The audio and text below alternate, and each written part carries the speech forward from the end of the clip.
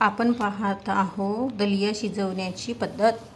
हे आहे जिरं आणि मोहरी, हा आहे दलिया, हे आहे कोथिंबीर, टमाटर, मिरची, कढीपत्ता आणि ही आहे पालकची भाजी। आपण एक पॅन गॅसवर मांडून घेऊया।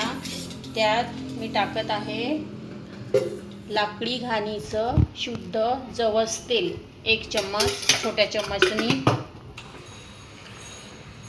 तेल गरम झालेलं आहे, त्यात आपण जिरं आणि मोहरीचा तडका देणार आहोत।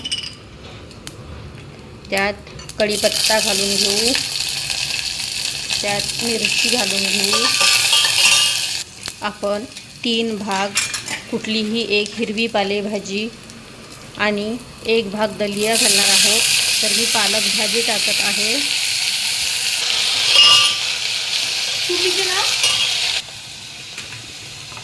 यात आपण टमाटर टाकू,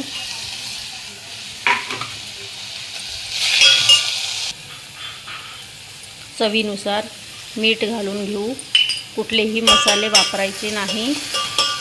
आणि यात आपण भरपूर पाणी घालूया। पाण्याला उकळी आली की दलिया टाकायचा। पाण्याला छान उकळी आलेली आहे, त्यात आपण दलिया टाकणार आहोत।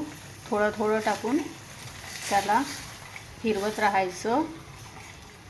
थोडासाच दलिया वापरायचा आहे, 3 पट पालेभाजी आणि 1 पट दलिया। आता आपण याला कमी आचेवर झाकण ठेवून 5 ते 10 मिनिट छान कमी गॅसवर शिजवून घेऊया। दलिया तयार झालेला आहे, त्यात आपण टाकणार आहोत कोथिंबीर,